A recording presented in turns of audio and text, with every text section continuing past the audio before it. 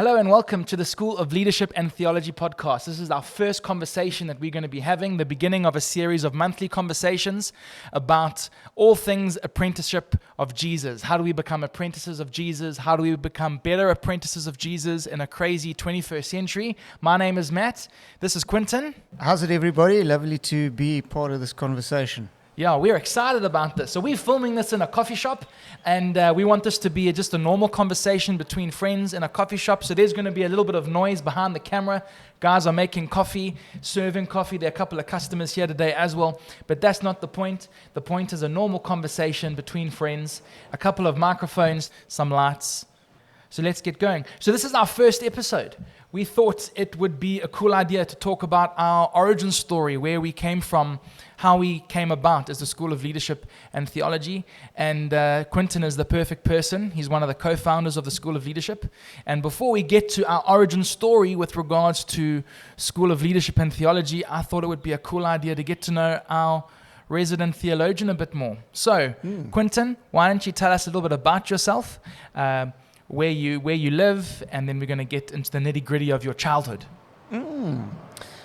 Yeah, I'm currently residing in Durban, in South Africa, in an area called Durban North, which is not far away from where we are meeting here today. And I've been in this area for 5 years with my family. And my wife's name is Trish, and she's a pharmacist, and I have 2 daughters, Hayley and Robin, and the one has just left school. A bit of a terrifying thing. She's just learned to drive a car. Oh my. So we've developed a lot more skills in prayer. Spiritual formation, preparing you for daughters Absolutely. and children that drive. Okay, cool. So you're a theologian, but many years ago you were growing up somewhere. So tell us a little bit about where you grew up. Yeah. So I grew up in a small gold mining town by the name of Carletonville, which was about an hour and a half's drive from Johannesburg West. And really all that was there was mealie fields, cornfields, and gold. We got to see a lot of the mealie fields, but not much of the gold, unfortunately. And was there for 19 years of my life. It was a really lovely place to grow up, quite insular. And of course, when it comes time to do any sort of tertiary studying, you have to leave that place and come and move to Johannesburg, where there are a variety of universities to study from. Cool. So what kind of student were you at school? I was a good student. I found that I was unfortunately very bored with school. The subjects, probably only physics and maths, were of interest to me. And I did well. And I matriculated in 1989. And then in the following year, moved to Johannesburg to pursue some studies. And so you've left school, you've gone to Johannesburg, so you've left a small town, you're now in the big city, and what are you studying? Well, I think for somebody who's not a follower of Jesus, or wasn't a follower of Jesus yet, one of your ideas, coming from a background that was very financially influenced by my dad, the objective was to make as much money as possible. And one of the qualifications that would send you in that direction was investment management. And so I embarked on a qualification in investment management through Wits, Witwatersrand Institution. But at the same time, I was also very interested in neuroscience and psychology. Oh, cool. And that kind of thing. So to do the best of both worlds, at a particular point, I also added the field of psychology to my studies. Okay. And continued doing my studies at the Rand Afrikaans University, which was not far from where I had been studying previously. I took all of my credits and moved into the Rand Afrikaans University and completed an industrial psychology qualification. However, at the same time, in 1990, I met an amazing friend who was staying at the hostels with me, the hostels at Wits. And he was just an amazing guy. He was gentle, he was humble, And I watched him over a period of 6 months, and eventually cornered him in my rooms at the hostel one day and said to him, "What's going on with you? Why are you the way you are?" Sure. And he said to me, "Well, he's a follower of Jesus." And I was not into being Bible punched, to put it mildly. But because of what I'd seen with this guy over a period of 6 months, I had to believe it. Sure. And I said to him, "I want what you want, Sure. what you've got." Yo. And so right there in my room, I committed my life to Jesus and started a journey, and he started to help me with the discipleship process. Wow. So while I was studying the industrial psychology, I decided I would start taking some biblical courses, not with any intention to grow or climb the academic ladder. I'd always heard that studying academically within the Christian field was like going to a cemetery, not a seminary, and you would lose all of your passion and fire. And so I just started taking biblical courses at the university for the fun of it, just to keep myself disciplined and motivated.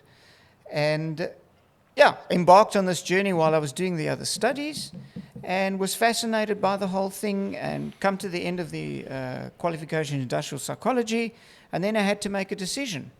What next? Yeah. And my parents attended a small church in a suburb of Johannesburg called the Village Church. And they mentioned to me one day that there was a gentleman, a pastor of this church, who was interested in starting a Bible school, and he was looking for somebody to help him. And this gentleman's name was Chris Pepler. So I went and spoke to him, and it sounded very interesting and along the lines of my fascination. Sure. And so there was no intention to develop it into something very significant, at least not from my perspective. Maybe Chris had a different opinion on that. And so we started the process of developing courses and developing a curriculum. And that early development turned into the South African Theological Seminary. Sure. So that's a big deal, man. It's a big deal. So, never despise the day of small beginnings. Yeah. I mean, if I think about it, I had to teach myself to type using my mother's 1967 typing book, because it took a day for me to type one page of our first course that we were developing. What was the first course you developed? The first course was on 1 Corinthians. Wow, okay. And I still remember sitting there with my old 386 computer. And in fact, when we had finished writing that first course, which I think was about 400 pages long, the printer took 2 days to print the course. So it just shows you the level of technology we had at our exposure in those particular days. And at that stage, what theological qualification did you have at that stage of developing courses for SATs? Yeah, I was in the process of doing a Bachelor of Theology degree. So I was probably 2 or 3 years down the line of the 4-year qualification. Chris Pepler, he had his doctorate already. And so we were just going for it, passion-wise. And amazing. Had an outline of what we wanted to achieve, the courses that we wanted to achieve, and move forward from there. Wow. Okay, so you finished, so you're developing courses for the South African Theological Seminary, which now is one of the premier, if not the premier, theological institution in South Africa. Really, really good. Distance learning based in Joburg. As you said, you were in the process of doing your studies in biblical studies.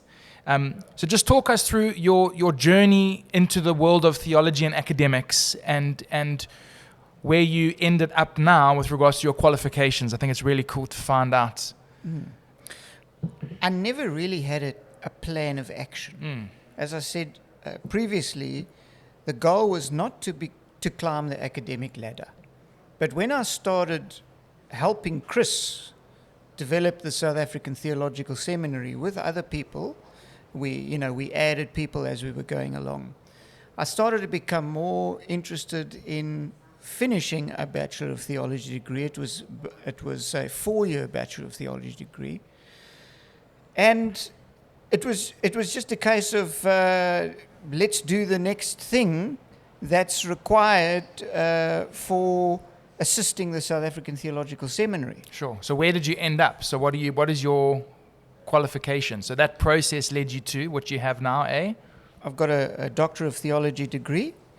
And so we actually used the Master of Theology degree to help us perfect our curriculum for the South African Theological Seminary. I did a combination qualification of looking at curriculum design and integrating it with systematic theology. Sure. The idea was that we were wanting to look at how do we combine a field that is very theoretical, systematic theology, into a practical theology so that it is more attractive and more user-friendly. Yeah.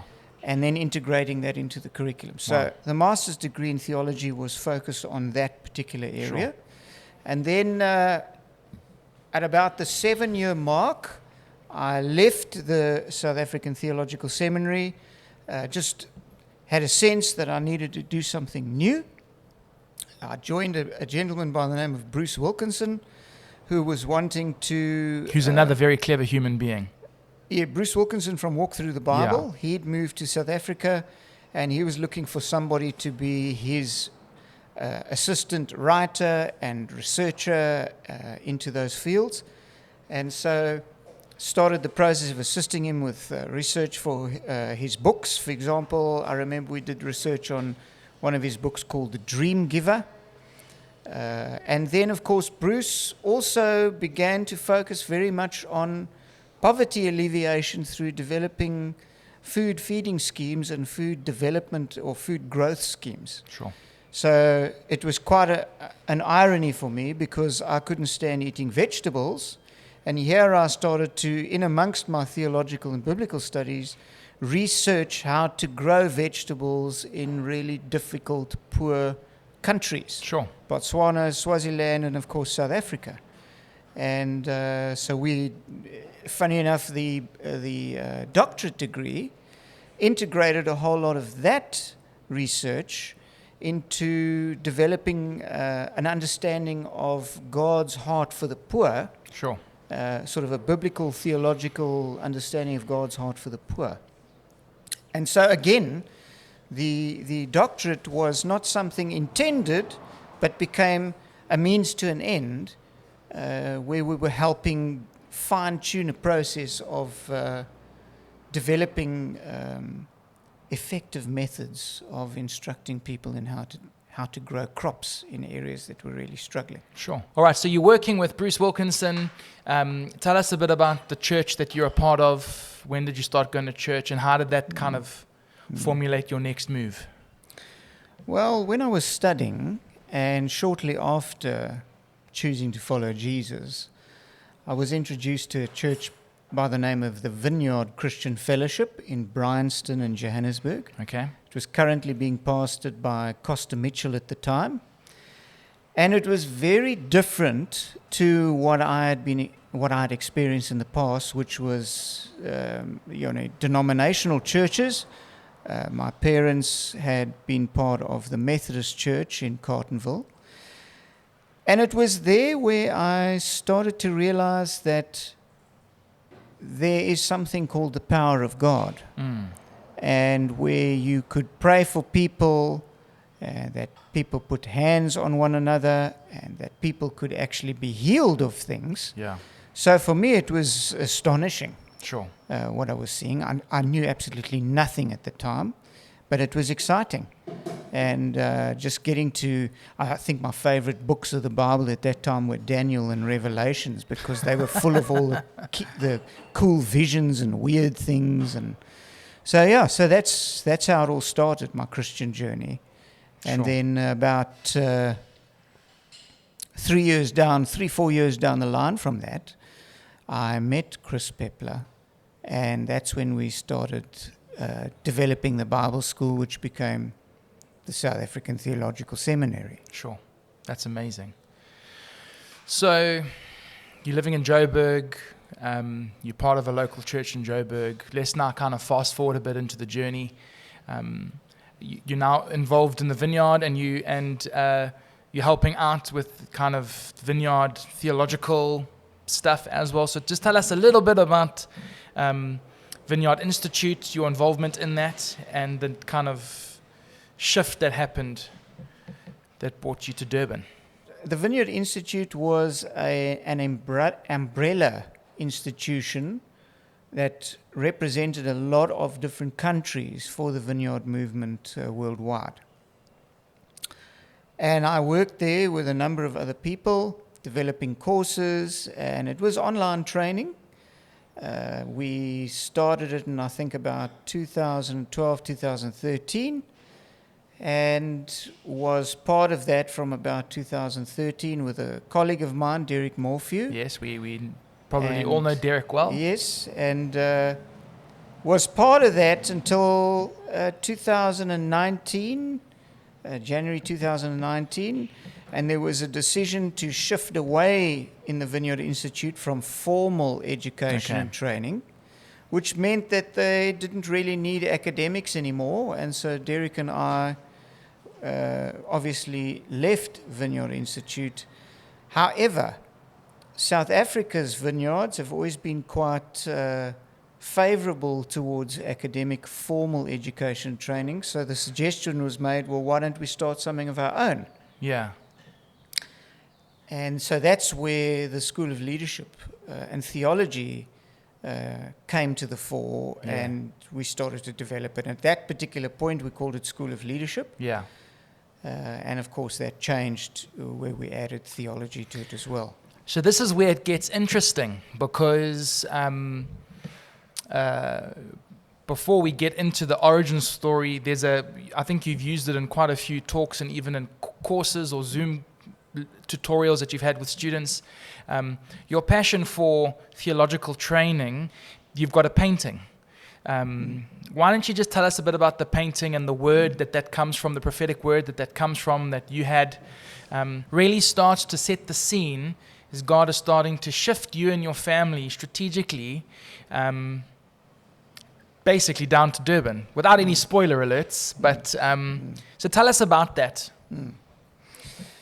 Just about 9 months before I joined Chris Pepler and the Bible school, I had a dream and it's very similar to a dream that General William Booth had before he started the Salvation Army.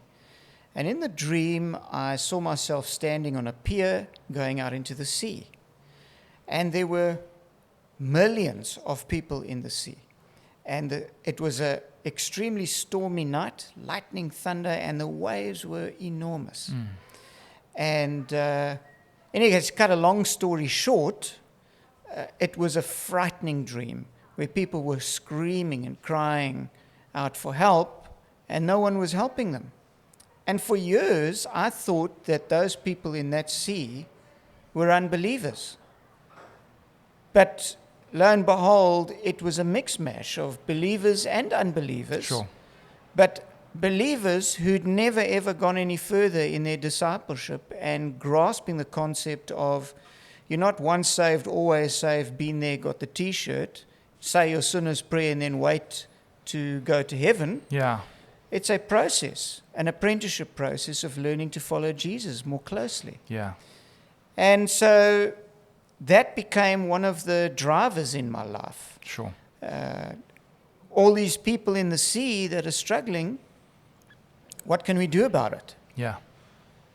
It was very interesting, because the first vision or dream that I had was on the 31st of July. 7 years later, I was visiting a friend of mine, and there was a painting on this lady's wall, which actually was an exact opposite of this picture of disaster. There was this pier going out into the sea, and instead of people being ripped to pieces and great turmoil and suffering, there was a gentle, calm sea with people and families playing around in the water. Wow, it's incredible. And a ladder had been placed into the sea where people could climb out of the sea onto the pier and find safety. And when I looked at that, it was like the Lord was saying, we need to provide ladders, like the South African Theological Seminary. Yeah. But we need to provide ladders for people to get out of the suffering and struggle onto the pier. In other words, we need to provide ways of helping people be apprenticed to Jesus.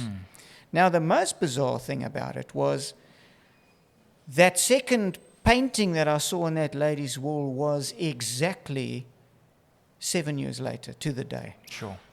So it's clear that, Yeah. that the Lord was actually saying something, Wow. what was going on here. So Sure. that's my life.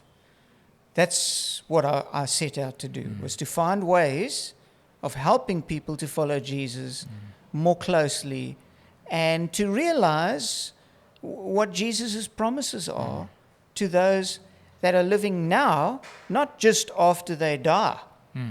So that is one of the drivers of the Yeah. School of Leadership and Theology. Yeah. And I mean, by that stage, I've met you a few times at various vineyard conferences and pastors' retreats and stuff like that. And despite the fact that you're a academic person, there's a bit of a naughty sense of humor.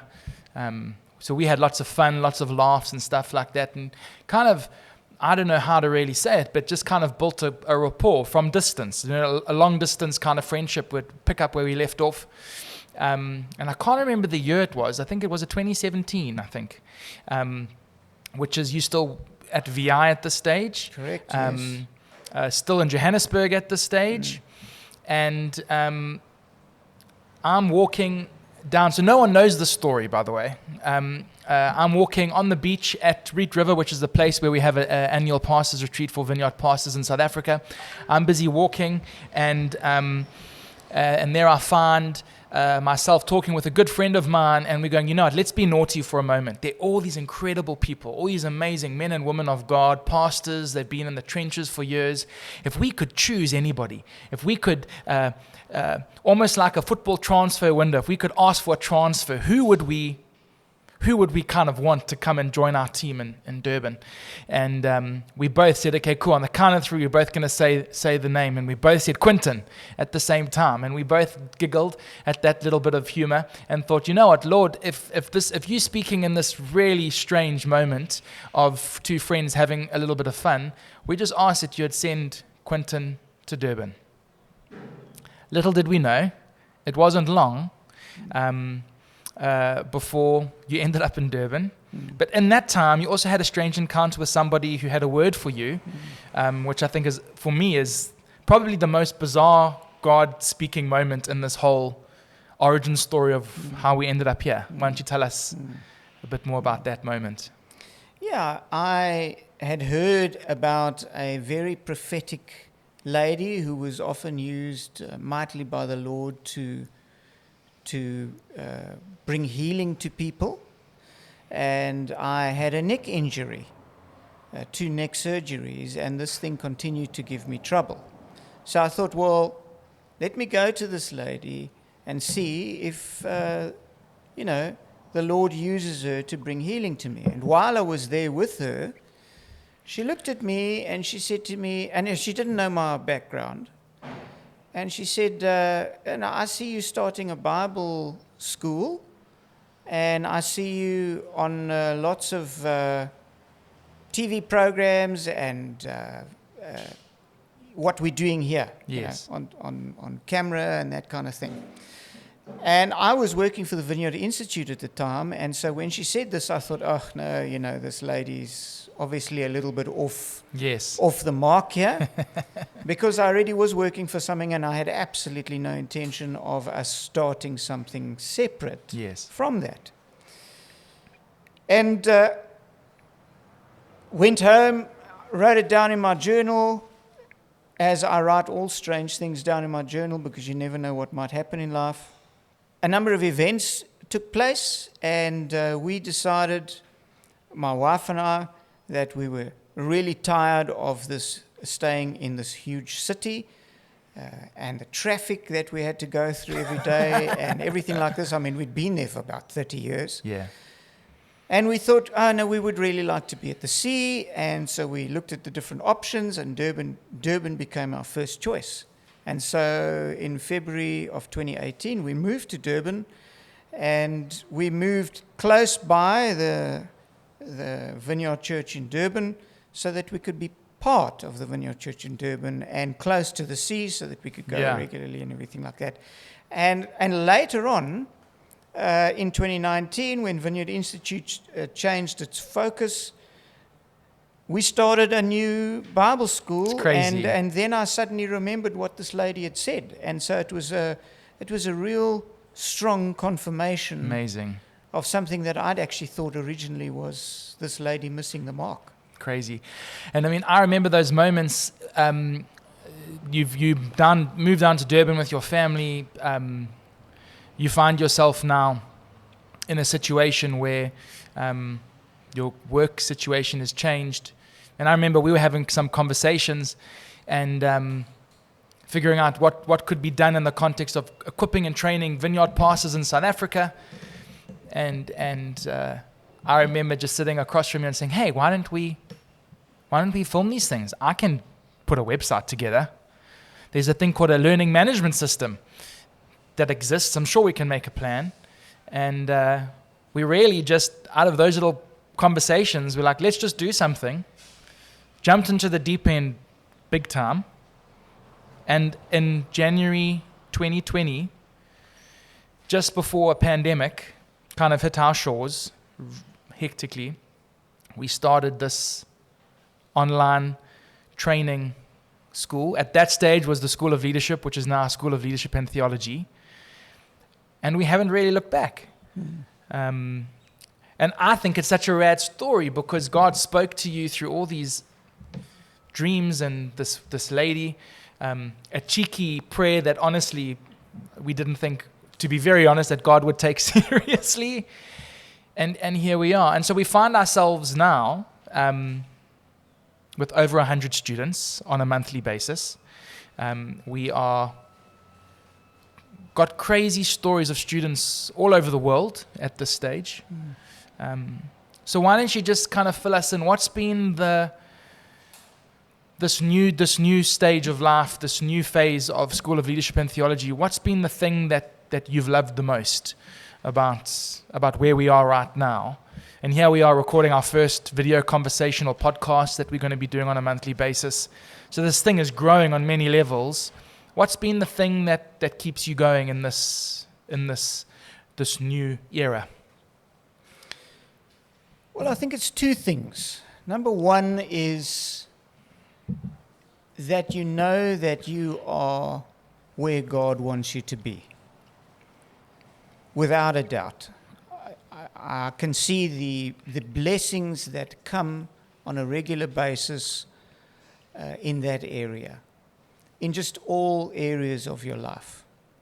And secondly, it's the fact that people are actually being apprenticed to Jesus. People are actually getting this right in their minds that Christianity is not just a once-off sinner's prayer, but a whole lifestyle. And pastors are getting that into their minds too. And so every so often you will hear a testimony from a student of how their life has been changed or how their family has been changed because they changed the way they treat their family or behave in their lives, or how a church is being impacted. And hearing that makes it all worthwhile. Yeah. And we've had students from Chile to New Zealand to South Sudan, Ghana, lots of students in South Africa, students in the USA. And it's just this really cool family of people around the world who are wanting to discover a little bit more about how to follow Jesus, a little bit more of what it means to be an apprentice of Jesus. We've got school leavers doing it through internship programs, fairly more wise older people that could even be retired studying. So there's this wide spectrum of of influence across age groups, countries, cultures. And I guess one of the exciting things for me is we really are just at the beginning of this thing. We've been going for a few years now, but we really are at the beginning of this thing. We've got some new courses coming up. And so just for those of you watching, a couple of bits of information. So we run two programs, a 1-year program and a 2-year program. Our 1-year program's got 4 courses. Our 2-year program's got 8 courses. Incredible lecturers involved in that process, and new lecturers and lecturers that are going to be joining us this year, which is going to be really, really fun and exciting. And I think in a digital space, using the digital world to expand reach is a fun and exciting process. But for me, in my own personal kind of testimony with this, we had an intern, and just to see how God opened her eyes by just, we know it's not the words on a piece of paper, it's the exposure to God's word. It's not the formal act of studying, it's the exposure to what God says and being put in a position to think about what he said and to maybe write it down. It's not even the academic element, it's the practical process of being exposed to the Word of God and being asked good questions that make you think about what you've been exposed to. And we've seen the fruit of that in so many people's lives. And I think as we kind of wrap up to the end of this, the origin story of that was, it's been such a privilege of ours as the kind of Vineyard Church in Durban to kind of have been the little epicenter of this explosion. But now we've got people involved, a team around the country, and that is exciting for me. And so I think as we kind of wrap this conversation up, let's maybe just put a little point to the future with regards to this space, this conversation that we're going to continue to have. We're going to have guests on here. We're going to have our lecturers as guests on here. But the conversations we're going to be having, why don't you give us a thought? What would you like to talk about in this space? What do you think are things that practical conversations that can just spark a bit of interest? Give us a little snapshot as to how you think this conversation can work. Well, I think this could be really beneficial in 2 ways. Firstly, if we're focusing on apprenticeship, we need to help people to get an idea of what does this mean, and is this real? Yeah. Or are we just making something up? Yeah. Was this Jesus' idea? Was this Paul's idea? Or are we just making it up? Yeah. I'd say another thing is, so what are the key things as a follower of Jesus that we need to know?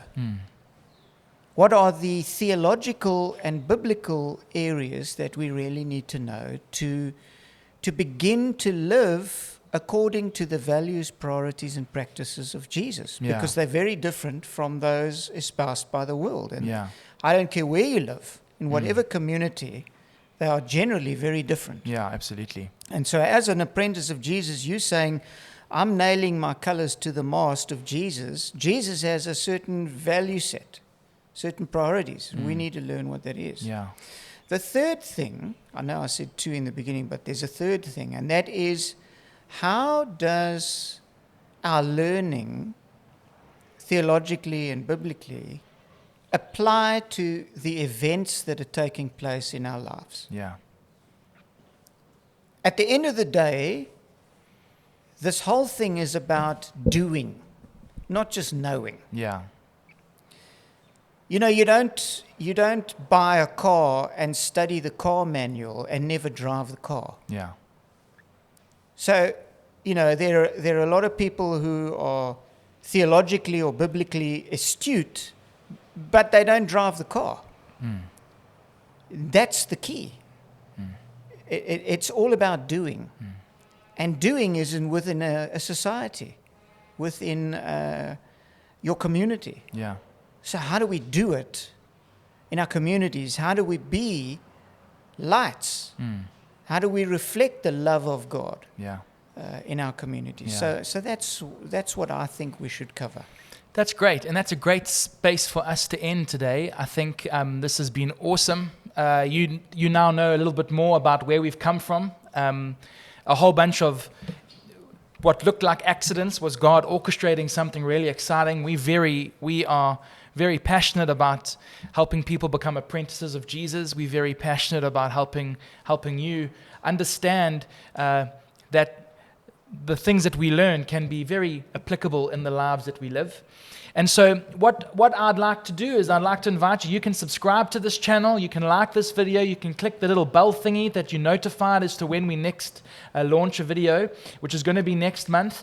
We're also going to ask if you have any questions that you'd like us to tackle in this space. You can just pop an email to questions@salt.co.za. The address is below, questions@salt.co.za, and we'll do our best to answer those in this space as well.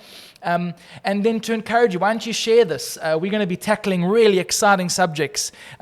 Some might be considered controversial, but we want to just apply basic kingdom theology understanding to a whole bunch of topics. We're going to be talking about revivals. We're going to be talking about the rapture. We're going to be talking about revelation. And we're going to be talking about practical spiritual formation tips that can help you in your walk with Jesus. We're going to be having conversations with our lecturers and just getting to know them a little bit more.